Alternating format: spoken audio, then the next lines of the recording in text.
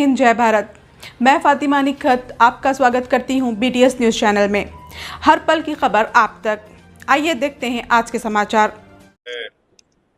ये जो आज डोडा में जो टेररिस्ट ने अटैक किया, जिसकी वजह से हमारे 4 सिक्योरिटी पर्सनल की डेथ हुई है, जिसमें एक कैप्टन या मेजर भी है। मैं ये बताना चाह रहा हूँ कि हम तो इसका कंडेम करते आए हैं, मगर मोदी सरकार की सबसे बड़ी नाकामी है। देखिए, ये जो डोडा में हुआ है, ये एलओसी से बहुत दूर है। ये इलाका एलओसी से बहुत दूर है, इसलिए बहुत तशवीशनाक बात है कि एलओसी से दूर इतना अंदर टेररिस्ट आकर हमसे, हमारी फौज से मुकाबला कर रहे हैं, और जिसकी वजह से 4 आर्मी पर्सनल की मौत हुई है, कैप्टन का भी उसमें जान चले गई। तो ये सरासर तशवीशनाक बात है, सीरियस बात है, और ये गवर्नमेंट की इनकेपेबिलिटी और इनकेपेसिटी बताती है, नरेंद्र मोदी गवर्नमेंट की। और दूसरा ये है कि अगर आप देखेंगे कि 2021 से 31 से ज्यादा टेररिस्ट अटैक सिर्फ जम्मू रीजन में हो रहे हैं। कभी जम्मू में पीक ऑफ मिलिटेंसी में भी इतने बड़े अटैक्स नहीं, और 20 साल से जम्मू पीसफुल है। तो ये रजौरी, पूंछ, कठुआ सेक्टर में तमाम चीजें हो रही हैं, और इसमें अब तक 48 के करीब सिक्योरिटी फोर्सेस हमारे मारे गए, 19 सिविलियन है और 48 टेररिस्ट की डेथ हुई है। एक ये बता रहा है कि कोई इंफॉर्मेशन शेयरिंग का सिस्टम ही नहीं है। अगर ये गवर्नमेंट इंडिया के जो एक्स एम्बेसडर पाकिस्तान के अजय बिसारा है, उनकी किताब पढ़ेंगे एंगर मैनेजमेंट, जिसमें उन्होंने लिखा कि अल-कायदा श्रीनगर में एक बहुत बड़ा टेररिस्ट अटैक करना चाह रही थी। इंफॉर्मेशन एक्सचेंज के बाद भारत सरकार अल-कायदा के उस बड़े अटैक को हम न्यूट्रलाइज कर सके, रोक सके। तीसरी बात यह कि लोकल से कोई कांटेक्ट नहीं है, स्पेशली नौजवानों से। चौथी बात यह है कि नरेंद्र मोदी बोल रहे कि 370 के बाद सब खत्म हो गया। क्या खत्म हुआ 370 के बाद? और पांचवी बात यह है कि चाइना, ये सब तमाशे, चाइना का भी इसमें रोल है, और ये सरकार जो है चाइना के बारे में बोलने से डरती है, कतराती है, और बिलियंस ऑफ डॉलर्स का ट्रेड वन साइड चाइना से हो रहा है। तो हम इसका कंडेम करते हैं, मगर इसकी पूरी जिम्मेदारी नरेंद्र मोदी गवर्नमेंट पे आती है। और पार्लियामेंट इलेक्शन दौरान जो नरेंद्र मोदी बड़ा बात कर रहे थे, बड़ी बात कर रहे थे, हम घर में घुस के मारे, क्या हो रहा है फिर ये? तो ये सरासर नाकामी है गवर्नमेंट की, टेररिज्म को कंट्रोल नहीं कर पा रहे। और डोडा में जो हुआ है, ये तो एलओसी से बहुत दूर है, तो इसलिए बहुत तशवीशनाक और डेंजरस बात है ये। देखिए, मैं all India Muslim personal law board का मेंबर भी हूँ, एग्जीक्यूटिव कमेटी का मेंबर भी हूँ। मैं all India Muslim personal law board का जो एग्जीक्यूटिव कमेटी मीटिंग के बाद जो आप तमाम मीडिया को बताया गया, उसी को रिटीरेट कर देता हूँ कि मुस्लिम पर्सनल लॉ बोर्ड ने उस जजमेंट को शरीयत एप्लीकेशन एक्ट के खिलाफ करार दिया, फ्रीडम ऑफ रिलीजन के खिलाफ करार दिया गया। और तीसरा, मुस्लिम पर्सनल लॉ बोर्ड ने यह फैसला लिया है कि हम कैसे लीगल एवेन्यूज को एक्सप्लोर करेंगे इस जजमेंट के खिलाफ। मेरी मुख्तसर सी राय ये है कि आप देखिए कि एक तो तलाक हो गया, तो 1986 का एक्ट एक है, इद्दत पीरियड में डिवोर्सी वुमन को आपको देना है। फिर एक एक्ट ये हो गया, दूसरा 125 सीआरपीसी हो गया, तीसरा ट्रिपल तलाक का कानून हो गया, चौथा डोमेस्टिक वायलेंस हो गया। 4 एक्ट है। अब आप बताइए कि ये क्या हो रहा है फिर? तलाक सबसे बुरी चीज है इस्लाम में, अल्लाह की नजर में। और डिवोर्स अगर जब हो जाता है तो उसके इद्दत का पीरियड होता है, उसके बाद कोई ताल्लुक रहता ही नहीं हस्बैंड एंड वाइफ का।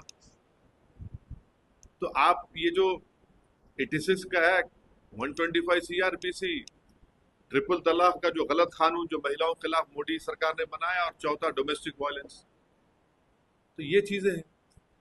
अगर सर इंडिपेंडेंट नहीं है या फिर अपने पैरों पे खड़ी नहीं है तो उनको भी नहीं नहीं, आप 86 का एक्ट पढ़िए। 86 के एक्ट में आपको लिखा हुआ है कि मेंटेनेंस इतना दिया जा सकता है कि उनको, पहले तो आपको इस्लाम समझने की जरूरत है। जो पैसे वाइफ को शादी के वक्त दिए जाते हैं, मेहर बोलते हैं, उसको रिटर्न किया जाता है डिवोर्सी को। फिर उनका मेंटेनेंस, नानो नफका जिसको बोलते हैं, वो दिया जाता है। और इस्लाम में शादी जो है कॉन्ट्रैक्ट है मेरे भाई, जन्म जन्म का साथ नहीं है। महाराष्ट्र में मस्जिद पे जो अटैक हुआ ये एक किस्म से एक टेररिस्ट अटैक है मस्जिद के ऊपर, और 6 दिसंबर कंटिन्यू हो रहा है। और वहां पर शिंदे और फडणवीस की बीजेपी की सरकार है, और उस सरकार की वजह से ये सब हमले मस्जिदों पर किए जा रहे हैं। मस्जिद के अंदर घुसकर कुरान शरीफ की बेहुरमती की गई, मस्जिद के अंदर डिसिक्रेशन किया गया, मस्जिद के अंदर जलाया गए जानिमाज़ों को। जो वहां पर मुसलमानों के घर थे, घरों में घुसकर उनके जेवरात और पैसों को लूटा गया, और अब पुलिस तमाशाई बनी नहीं बैठी है। तो ये पूरा एनकरेजमेंट दिया जा रहा है एक किस्म से, इनडायरेक्टली या डायरेक्टली बोलिए, वहां की बीजेपी और शिंदे सरकार की तरफ से। इसीलिए इन तमाम लोगों की हिम्मतें बुलंद हो रही हैं। आप बताइए कि हम विश्व गुरु बनना चाह रहे हैं और मस्जिद के ऊपर खड़े होकर आप डेमोलिश करने की कोशिश कर रहे हैं। हम विश्व गुरु बनना चाह रहे, थर्ड इकोनॉमी बनना चाह रहे, और मस्जिद के अंदर घुस के आप कुरान शरीफ को जला रहे हैं। कौन सा विश्व गुरु, कौन सी ये बातें कर रहे हैं? डेलिब्रेट टारगेटिंग है मुसलमानों के और रिलीजियस प्लेस की। इसको इस बात को साबित करता है। केस बुक करे, कितनों को अरेस्ट करे आप? हर वक्त यहाँ पर पिछले 8 महीने से उठा के देख लो, महाराष्ट्र में मस्जिदों को टारगेट किया जा रहा है और वहां की सरकार कुछ नहीं कर रही है, खामोश तमाशे बने बैठी हुई। तो इसीलिए मैंने कल ये बात कही है कि अब आने वाले विधानसभा के चुनाव में महाराष्ट्र के मुसलमानों को, MIM पार्टी कैंडिडेट्स को आप कामयाब करिए। कोई तो आवाज उठाए ना। वो जो पार्टीज बोल रहे थे मॉरल विक्ट्री, अब तो मुंह से निकल रहा भी नहीं इस हमले के बारे में उनके मुंह से।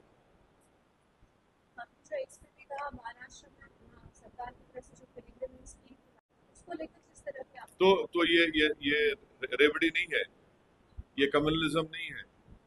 क्या नहीं, सुनिए आप, ये तो महाराष्ट्र की सरकार भी कर रही है, दिल्ली की सरकार भी सब कर रही है। ये क्या है फिर ये? और आप उसमें क्या कर रहे हैं? एक दरगाह, एक मस्जिद, अरे ये क्या है भाई? ये आप वन साइडेड फैसले ले रहे हैं।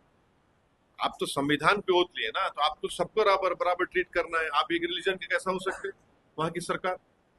मेजॉरिटी पॉपुलेशन के हिसाब से नहीं है। सवाल ये है कि मेजॉरिटी माइनॉरिटी की आप जब बात करते वहां आपको सूट करता, फिर जब माइनॉरिटी के प्रोटेक्शन की बात आ रही मस्जिद की, तो आप मस्जिद का प्रोटेक्शन क्यों नहीं कर रहे?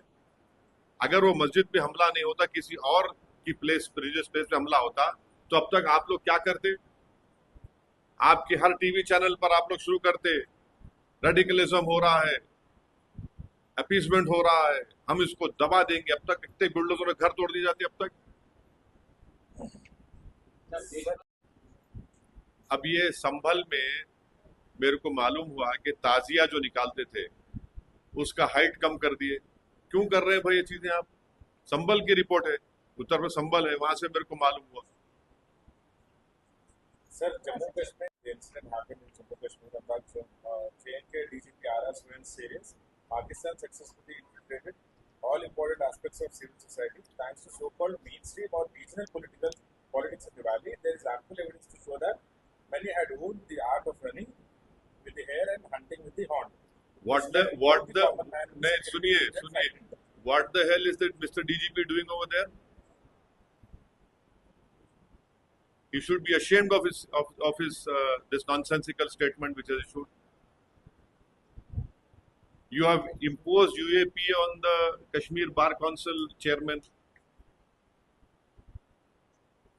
Today's attack in Doda, which is very far from LOC, how is it that they have entered so much into Doda?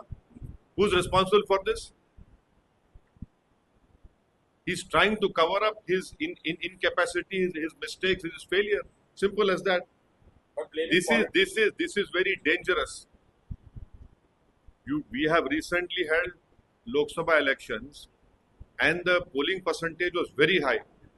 Everyone praised it, and now the DGP is saying something else. Are you trying to say that all these Lok Sabha elections are rigged?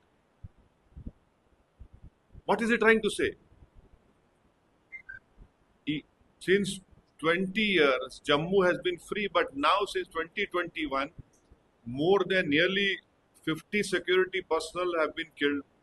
19 civilians have been killed. Recently, 10 pilgrims who went to a temple, they were assassinated by these terrorists.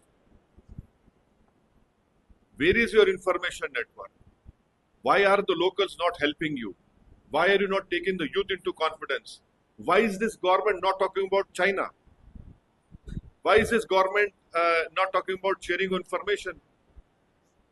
Mr. Ajay Bisara, in his book Anger Management, had said that information was exchanged. Based on that information, we were able to thwart Al-Qaeda terrorist act in Kashmir. Where is this loud talk of Narendra Modi? We have removed 370, everything is gone. No, it is not gone. This is the failure of Narendra Modi's government.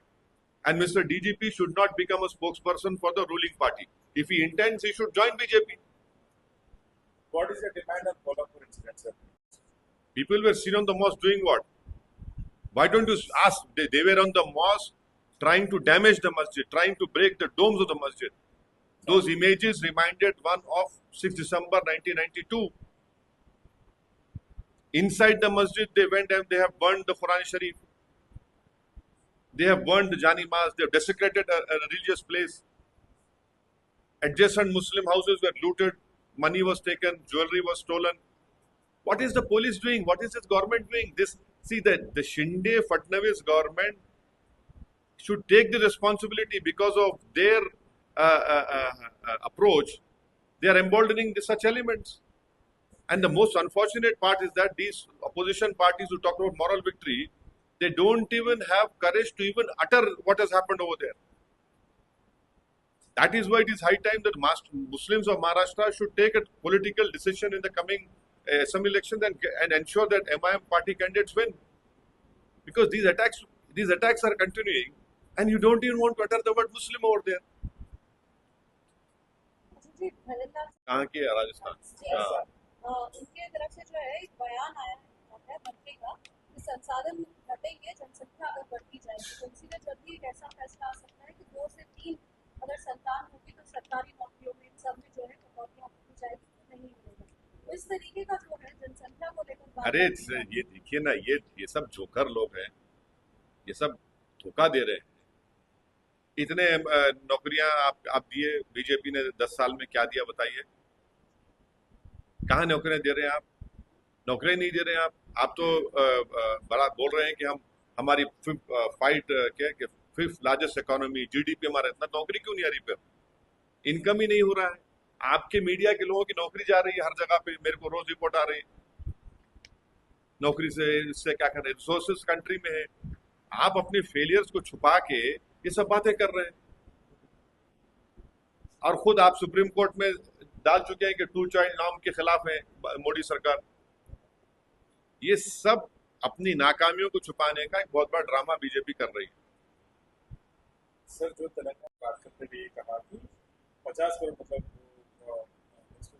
बात की है, 50 करोड़ से ज्यादा रकम MLA को दिया जा रहा है, बल्कि जो सिद्धरामैया जी बीजेपी को अक्यूज कर रहे हैं कि कांग्रेस एमएलए को परचेस कर रहे हैं, यहाँ पे उससे ज्यादा दिया जा रहा है उनके टाइम से भी बात करते हुए कहा।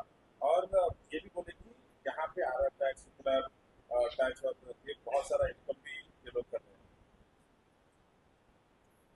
देखिए, मेरे को तो इसका कोई इंफॉर्मेशन नहीं है, अगर उनके पास है तो नहीं मालूम क्या इंफॉर्मेशन है, मगर मेरे को अफसोस इस बात का हो रहा है कि मैं थोड़ा डेलिबरेटली थोड़ा दूर जा रहा हूँ। मैं 2009-10 में 8-9 में हमारी पार्टी ने प्रणब मुखर्जी कमेटी को लिखकर दिया था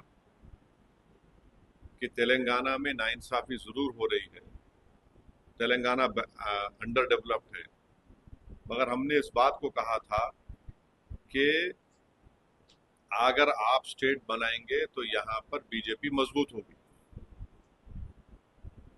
अब तेलंगाना बन गया, तेलंगाना डेवलप भी हुआ, तेलंगाना में अभी भी कमजोरियां हैं, मगर सवाल ये पैदा होता है कि क्या टीआरएस बीजेपी से मर्ज होगी या टीआरएस बीजेपी से अलायंस करेगी। ये इंडियन एक्सप्रेस में और डेक्कन क्रॉनिकल अखबार में रिपोर्ट हुआ है, मेरे को नहीं मालूम ये होगा नहीं होगा, मगर ये अखबारात में रिपोर्ट हुआ है।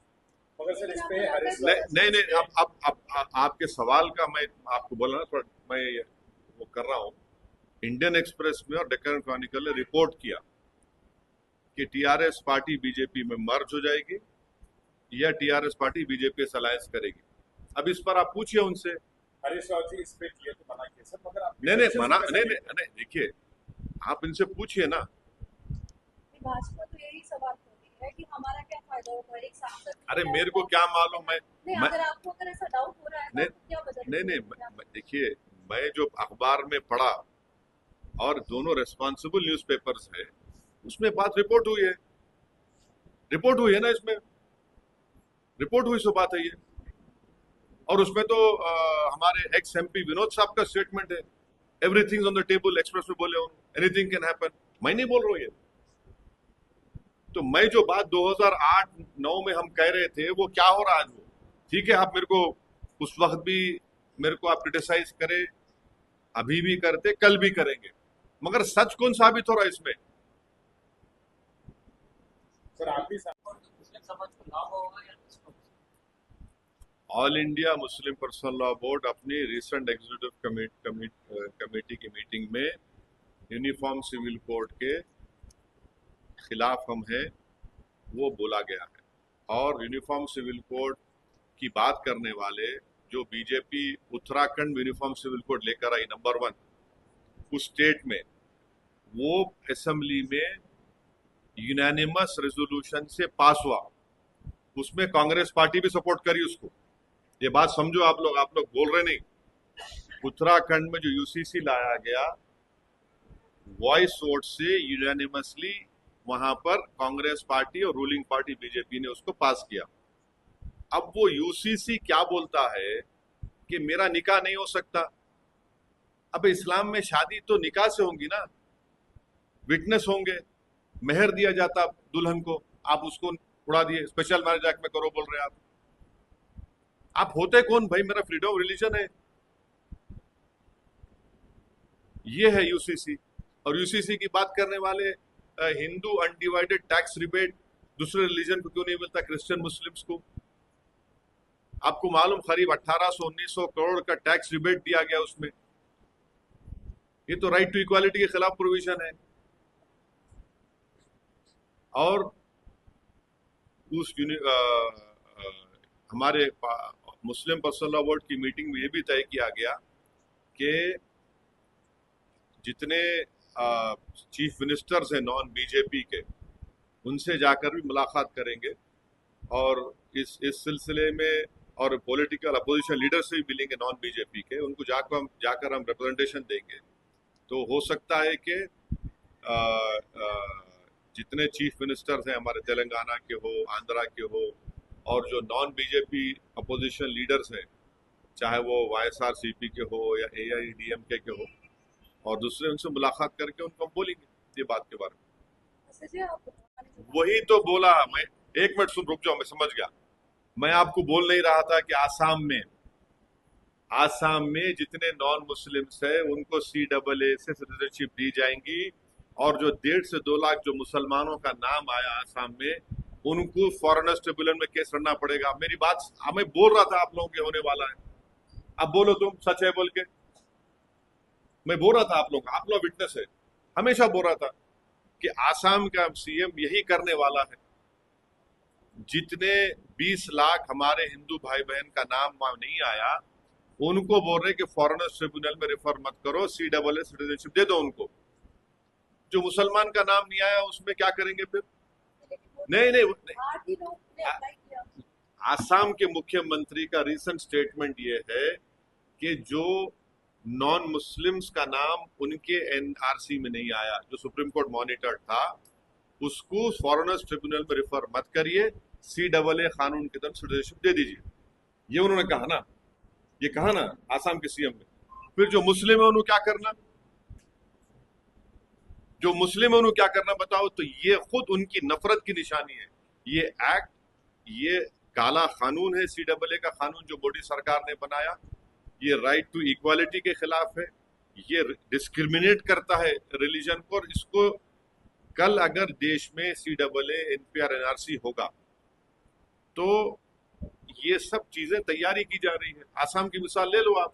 नहीं, लेकिन ये भी वो कह रहे हैं कि जब पड़ोसी मुल्क है वो अगर मुस्लिम डोमिनेट या मुस्लिम उम्मीदवार तो सवाल देखिए, क्या CAA के कानून से पहले जो हिंदू सिख अफगानिस्तान में, बांग्लादेश में थे, उनको यहाँ पर नहीं मिल रहा था क्या? सिटीजनशिप नहीं मिल रही थी, लॉन्ग टर्म वीजा मिल रहा था। मगर आप रिलीजन की बुनियाद पर एक कानून बनाकर कॉन्स्टिट्यूशन के बेसिक स्ट्रक्चर के खिलाफ आपने कानून बनाया। ये सबसे बड़ी गलत बात आपने की। और हेमंत बिस्व शर्मा ने ये बता दिया कि जो नॉन मुस्लिम है उनको सिटीजनशिप मिलेगी, जो मुसलमानों का नाम सुप्रीम कोर्ट मॉनिटर्ड NRC में आया उनको फॉरेनर्स ट्रिब्यूनल जाकर लड़ना पड़ेगा। ये खुद डिस्क्रिमिनेशन है।